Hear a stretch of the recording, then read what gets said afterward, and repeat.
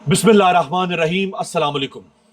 20 अगस्त पाकिस्तानी वक्त के मुताबिक सुबह 7:15 बज चुके हैं।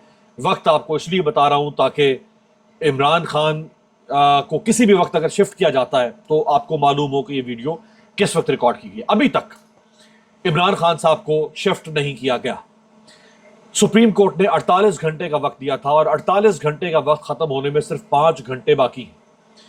अभी तक सुप्रीम कोर्ट के हुक्म की खिलाफ वर्जी चल रही है और ये हुकूमत जानती है कि सुप्रीम कोर्ट के हुक्म की खिलाफ वर्जी का मतलब है कंटेम्प्ट ऑफ कोर्ट, अदालती हुक्म की खिलाफ वर्जी, तौहीन अदालत।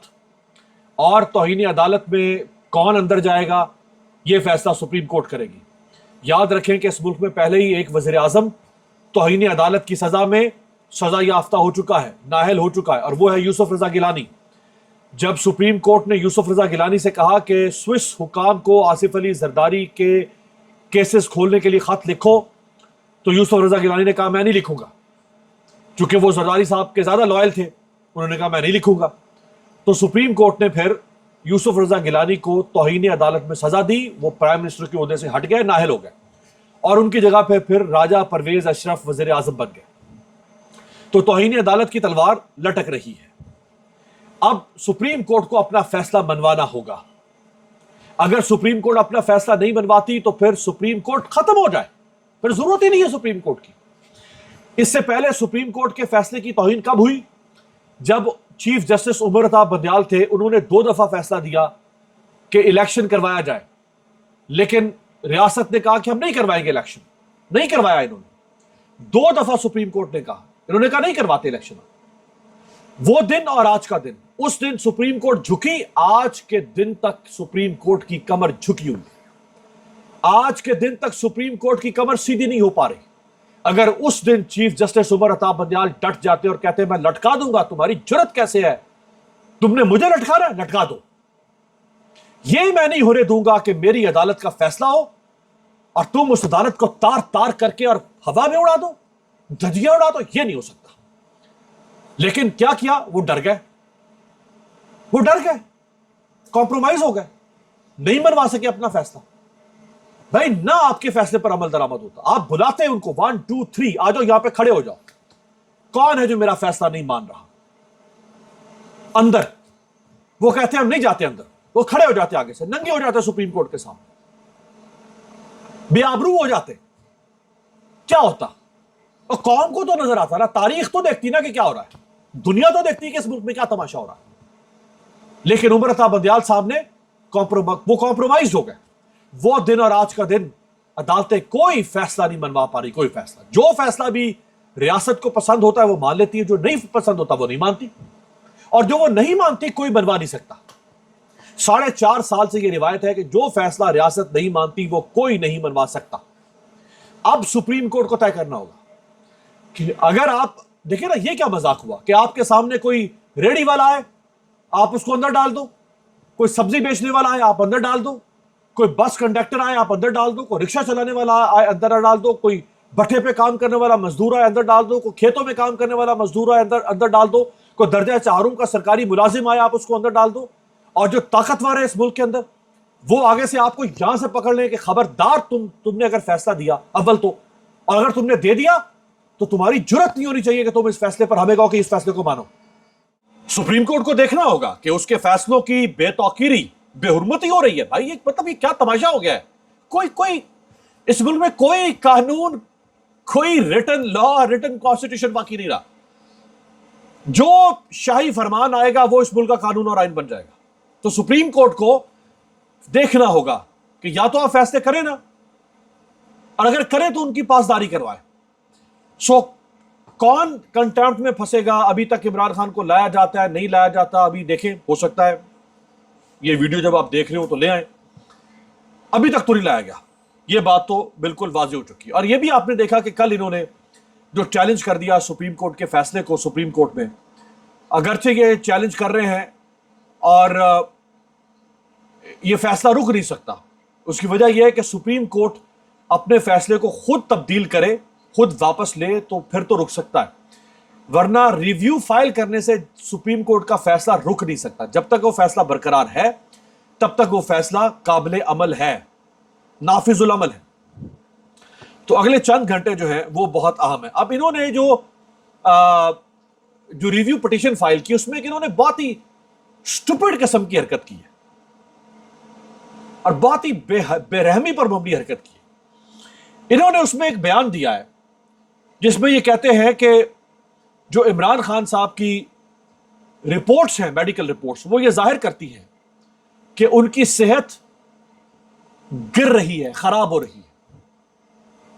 پہلا انہوں نے اعتراف کیا کہ عمران خان کی صحت کیا ہو رہی ہے، ڈیٹیریوریٹ ہو رہی ہے، تنزلی کا شکار ہے، گراوٹ کا شکار ہے. آگے وہ کہتے ہیں کہ اس رپورٹ میں ایسا کچھ نہیں ہے جو یہ بتا رہا ہو کہ عمران خان کی جو صحت ہے وہ مزید خراب ہو جائے گی یا خراب ہو چکی ہے. یعنی تم کیا چاہتے ہو کہ ایک آدمی جب بیمار ہو گیا ہے اور اس کی بیماری بڑھتی جا رہی ہے اور اس کی صحت، تم خود لکھ رہے ہو کہ اس کی صحت بگڑ رہی ہے، تو تم کیا چاہتے ہو کہ وہ بالکل دونوں آنکھوں سے مکمل نابینا ہو جائے؟ تب تم پھر کہو گے کہ ہاں اب یہ بیمار ہو گیا ہے، اب اس کا علاج ہونا چاہیے. جب وہ نابینا ہو جائے گا تو پھر اس کا کون سا علاج ہوگا؟ یا جب یہ جو بلڈ پریشر ہے، یہ بلڈ پریشر اس کے کڈنی، اس کے دل، اس کے باقی جسم کے اعضاء کو مکمل طور پر کھا جائے، تو پھر تم کہو گے کہ ہاں اب بدترین حالت ہوگی. او بے وقوف انسان، یہ جس نے بھی یہ پٹیشن فائل کی ہے، جو بھی اس کے پیچھے ہے، جو لکھنے والا ہے، جو یہ سوچنے والا ہے، وہ اتنا بے وقوف آدمی ہے، وہ اتنا ڈفر ہے کہ تم خود لکھ رہے ہو کہ حالت خراب ہو رہی ہے. جب حالت خراب ہو رہی ہے تو اس کا مطلب کیا ہوتا ہے کہ فوری طور پر ڈاکٹر کے پاس لے کے جاؤ، مریض کا علاج شروع ہو تاکہ اس کی حالت خراب ہوتی ہوئی رک جائے، وہ خراب نہ ہو. یعنی جب وہ خراب ہو جائے گی تمہارے بقول، تو پھر کیا تم لے کے جاؤ گے ڈاکٹر کے پاس؟ پھر تو کچھ باقی رہے گا ہی نہیں. یہاں سے آپ ان لوگوں کی عقل کا اندازہ کریں.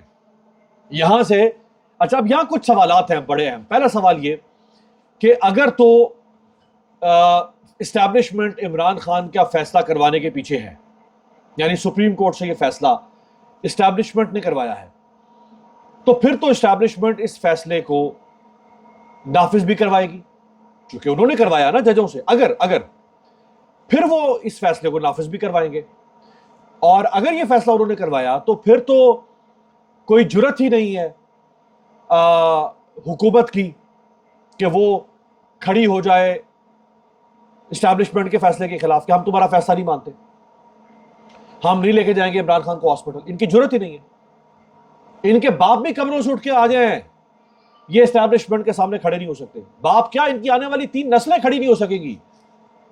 اتنا گروی رکھوا دیا انہوں نے اپنے آپ کو، اور یہ اتنا دب چکے ہیں، کمپرومائز ہو گئے ہیں، اتنا یہ دب چکے ہیں اسٹیبلشمنٹ کے احسانوں تلے.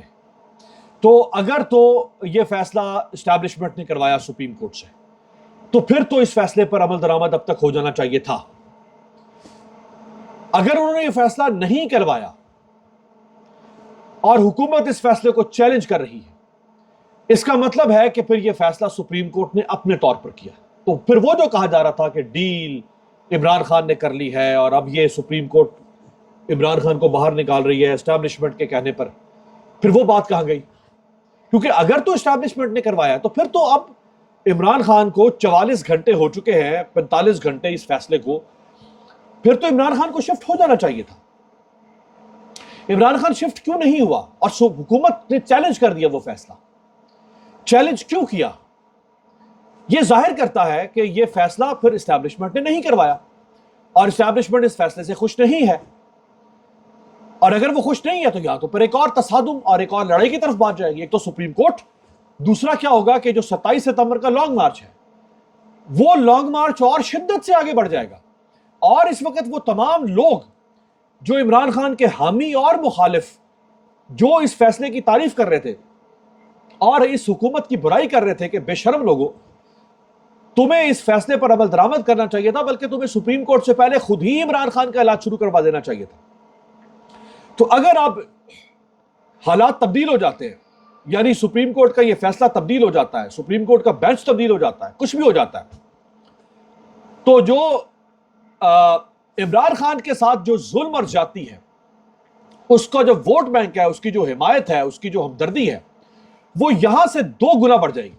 اور اس حکومت کے خلاف جو نفرت ہے اس نفرت میں اضافہ ہوگا اور اس حکومت کی جو بدنامی ہے، رسوائی ہے، اس میں اضافہ ہوگا.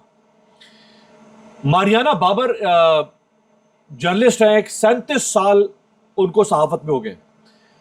وہ کہتی ہیں کہ